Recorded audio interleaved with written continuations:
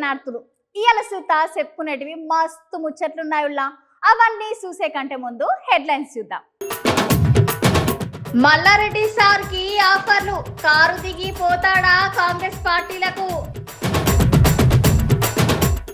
ఢిల్లీలో దారుణం, నమాజ్ చేస్తున్న వాళ్ళపై పోలీసుల జూలుం. పెరిగిపోతుందంట టెక్నాలజీ, కొత్తగా వచ్చిందంట పాఠాలు చెప్పనికి. పోసాని సారు అభిమానం, ఈసారు కూడా జగనన్ననే అంట పక్క సీఎం.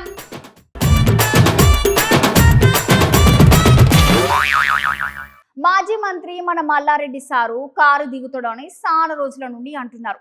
కానీ సారు దిగుతారా లేదో గాని కాంగ్రెస్ పార్టీ వాళ్ళు మాత్రం కాంగ్రెస్ పార్టీ వాళ్ళు పెట్టే షరతులకు ఒప్పుకుంటే బరాబర్ కాంగ్రెస్ పార్టీలకి తొవ్వ ఇడుస్తామని అంటున్నారంట.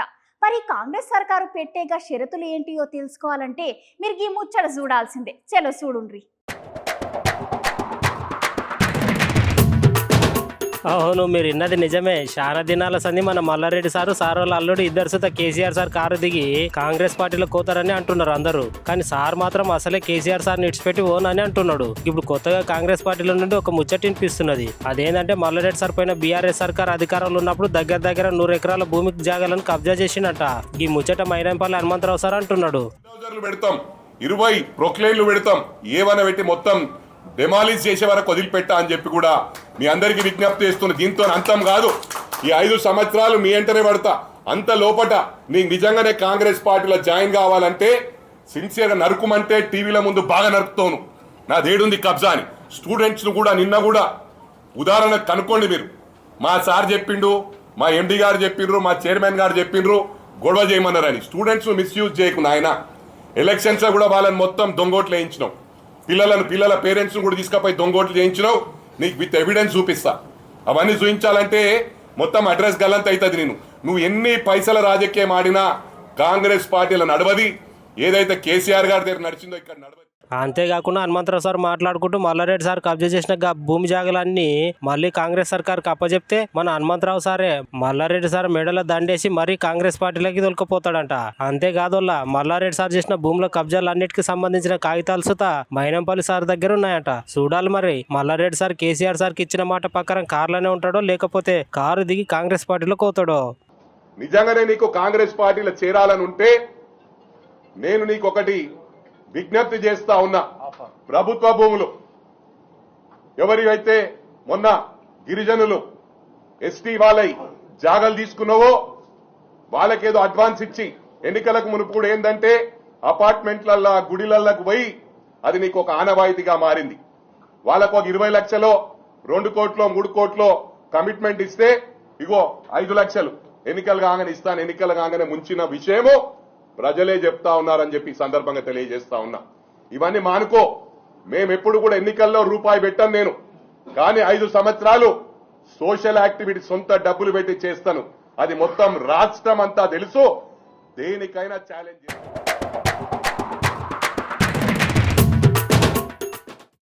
పోలీసులు అంటే ఎట్లుండాలి? నలుగురికి ఆదర్శంగా ఉండుకుంటా నలుగురికి మంచి చెప్పాలి. కానీ రోజు రోజుకి కొంతమంది పోలీస్ అన్నలు చేసే పనులు చూస్తుంటేనే వీళ్ళు పోలీసులా లేకపోతే రౌడీలా అన్నట్టు కొడుతున్నది నాకైతే. గీ ముచ్చట చూస్తే అచ్చు మీకు సూత గట్టనే అనిపిస్తుంది. గా ముచ్చట ఏందో మీరు మలక చూడుండ్రి. చూసిరా ఎట్లా అంటున్నాడు.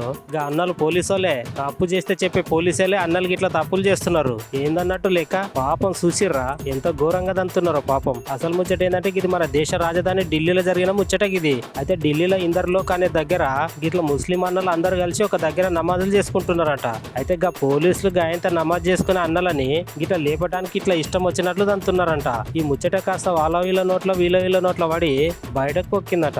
అంతే ఇక పైన సార్లుగా పోలీసు అన్నలను మస్తు గరం అయ్యారట. గట్లగా అన్నలను తన్నినందుకు పోలీసులను నౌకరు నుండి సస్పెండ్ చేసిరట. అంతేకాదల్లా మరి పోలీసు అన్నలు బయట జనాలకు తప్పేందో కరెక్ట్ ఏందో చెప్పాలి గాని రాను పోలీసులు ఇంత ఘోరంగా తయారవుతుంటే ఎట్లా చెప్పుర్రి.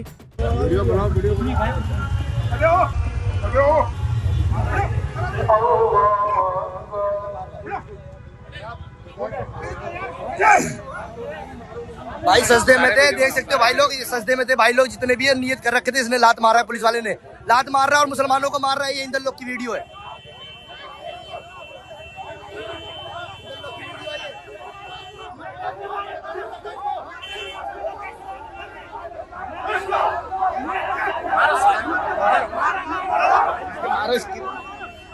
ఈ ఎలక్షన్లలో సుత ఎట్లయినా జగనం సారే మళ్ళీ సీఎం అవుతాడని పోసాని సార్ అంటున్నాడు.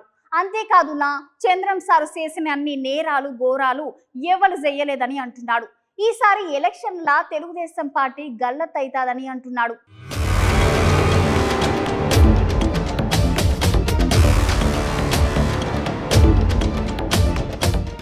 ఇప్పుడు మోడీని నేను బీజేపీ వాడిని కాదు. మోడీని ఎందుకు ఇష్టపడతాను? ఆనెస్ట్ ఫెలో కాబట్టి, టాలెస్ట్ ఫెలో కాబట్టి. ఎందుకు నువ్వు కాపులు పనికిరారు ముఖ్యమంత్రికి, చంద్రబాబే పనికొస్తాడు, రంగాన్ని చంపిన వాడే ముఖ్యమంత్రి అయితే బాగుంటుంది. ముద్రగా పద్మనాభాను అని అవమానించినా సరే ఆ కమ్మ కులస్తుడు, కమ్మ నాయకుడు చంద్రబాబు అర్హుడు ముఖ్యమంత్రి. చంద్రబాబు నాయుడు గారి ప్రభుత్వంలో ఆడపిల్లల్ని ఆడపడుతుంది ఏడ్చేలా చేసి జీబీకి ఇచ్చారు, అరెస్ట్ చేశారు. అంత అవమానించారు మన కాపు కులస్తుల్ని. 13 ఏళ్ళు చూస్తున్నా, 14 ఏళ్ళు నుంచి జగన్ గారిని. ఉన్నాళ్ళలో బెస్ట్, అందుకే ఆయనకి సపోర్ట్ చేస్తున్నాం. ఎవరైనా ఈ పవన్ కళ్యాణ్ మాటలు నమ్మి మీరు ఒక్క ఓటైనా సైకిల్కి వేస్తే స్వర్గంలో ఉన్న రంగా గారికి ఆత్మ క్షోభిస్తుంది. మీరు ఆ ఓటు వెయ్యకపోవటమే రంగా గారికి ఇచ్చే గొప్ప నివాళి.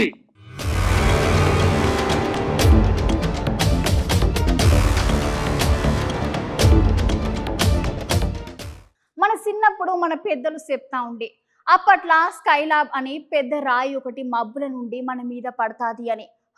యాదొచ్చిందా? సేమ్ టు సేమ్ గస్ వంటిదే ఇప్పుడు సుత ఆకాశం నుండి భూమి మీద పడ్డదంట ఒకటి. గదేదో మీకు సుత చూడాలని ఉంది కదా, అయితే ఆలస్యం దేనికి, మీరు సుత చూడుండ్రి. గిదేందుకు ఇట్లుంది అనుకుంటుర్రా?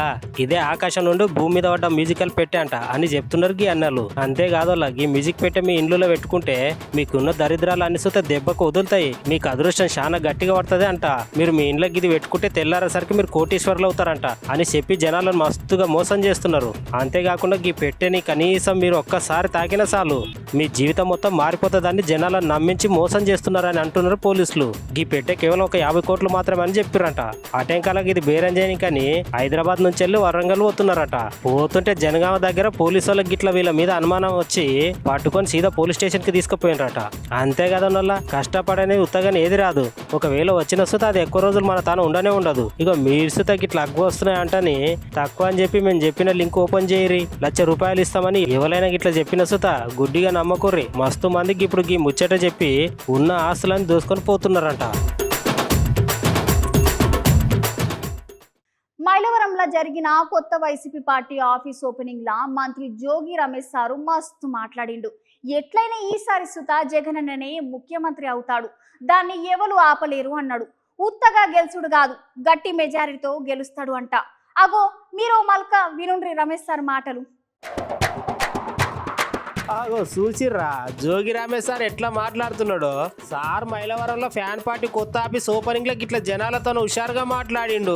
అంతేకాదు చంద్రన్ సారు పవనం సార్ల మీద తిట్లతోని ఊగిపోయిండు. సారు నన్ను తిట్టినా సరే మా జగన్ అని తిడితే అస్సలు ఊరుకోమని అంటున్నాడు.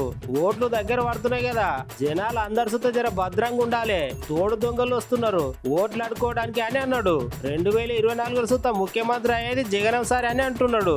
దాన్ని ఎవరు ఆపలేరు అంట అని గట్టిగా చెప్తున్నాడు. మైలవరంలో 50,000 పైచలకు మెజార్టీతో తిరుపతిని గెలిపించే బాధ్యత మీరందరూ తీసుకుంటారా? సిద్ధమా? పేదవాడికి పెత్తందారికి మధ్య పోటీ. వసంత కృష్ణ ప్రసాద్, దేవినేని ఉమా ఇద్దరు కలిపి బీఫామ్ ఇచ్చి రమ్మని చెప్పి అడుగుతా ఉన్నా. బీసీ డిక్లరేషన్ లో 17 మంది జగన్మోహన్ రెడ్డి గారు మంత్రులు ఇచ్చాడు. బీసీలకి, ఎస్సీలకి, ఎస్టీలకి, మైనార్టీలకి నేను 17 మంది కాదు 18 మందికి ఇస్తామని వైఎస్ఆర్ పార్టీ జెండా కోసం ప్రాణమైన ఇస్తాడు అని చెప్పాడు.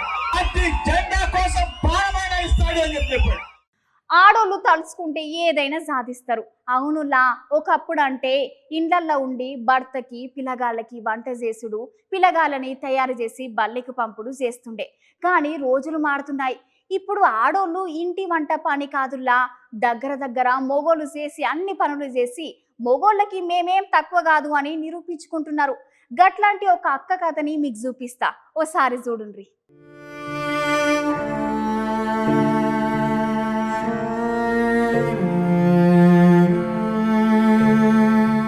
ఇక ఈ అక్క పేరు చింతల శారద.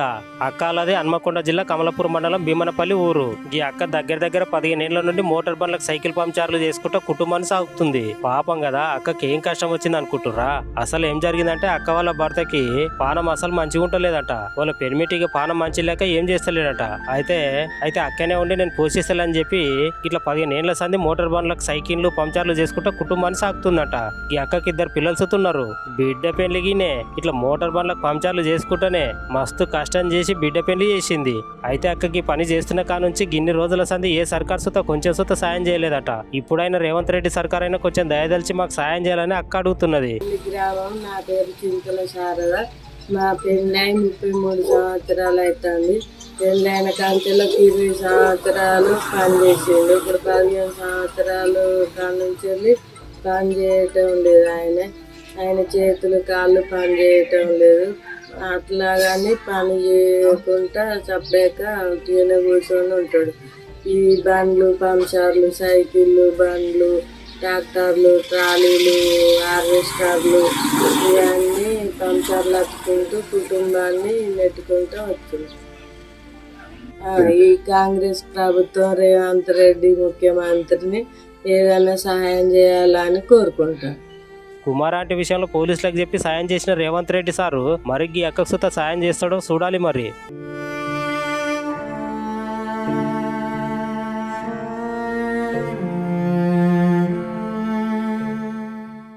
టెక్నాలజీ పెరుగుతున్న సంది ఉన్న కొలువులు పోతాయా అని మస్తు రందవుతున్నది నాకైతే. ఈ ముచ్చట ఎందుకు అంటున్నా అంటే ఫస్ట్ కంప్యూటర్లు వచ్చినాయి, ఆ తర్వాత రోబోలు వచ్చినాయి. అటెంకాల ఇప్పుడు ఏఐ పంతులమ్మ సుత వచ్చింది. నిజంగా పోరళ్ళకి పాటల సుత చెప్తుంది. కావాలంటే మీరే చూడుండ్రి.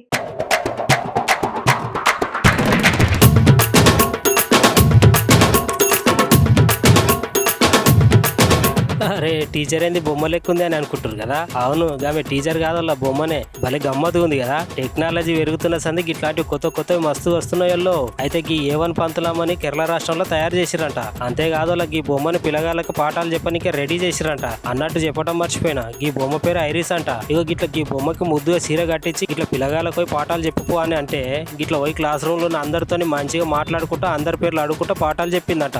అంతేకాదు ఈ బొమ్మకి 3 భాషలు సుత వస్తాయట. ఈ బొమ్మ పిల్లగాళ్ళకి పాఠాలు చెప్పే A1 పంతులమ్మగా మన దేశంలోనే రికార్డులకు సుత ఎక్కిందట. రాను ఇంకెన్ని వస్తాయో చూడాలే మరి.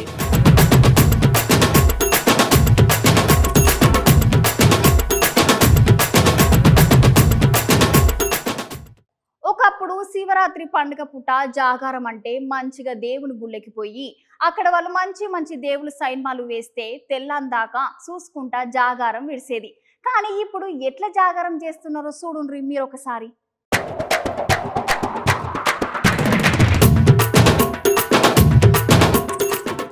మామూలుగా శివరాత్రి పండుగ పూట జాగారం అంటే ఎట్లా చేస్తారులా? ఒక పొద్దుడిసి దేవుని గుళ్ళకి పోయి దేవుని ముక్కుకొని తెల్లార వరకు దేవుడి పేరు తలుచుకుంటా దేవుని గొలుచుకుంటారు. అదే ఒకప్పుడైతే గుడిలో తెల్లందాకా మంచి దేవుని సైన్మాలు వేస్తుండే. ఇంకొంతమంది అయితే ఆటలు ఆడుకుంటా పాటలు పాడుకుంటా మామూలుగా ఉండకపోయేది. కానీ రోజులు మారుతున్న కొద్దీ మనుషులు మారుతున్నట్టే శివరాత్రి పండుగను సుత కొత్తగా జరుపుకుంటున్నారు. అదేంటంటే మాది సుత భక్తిని అంటున్నారు. ఇగో గివిలను చూడుండ్రి, ఎంతమంది ఉన్నారు, ఎట్లా డాన్సులు వేస్తున్నారు.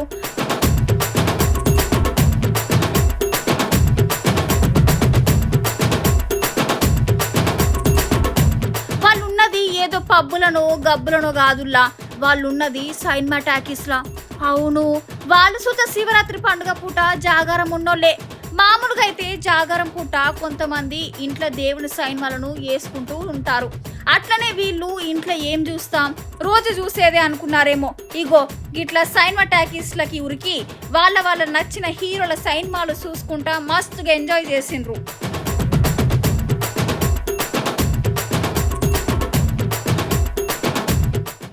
ఇగో గివ్వుల్లా ఇయాల్టి ముచ్చట్లు.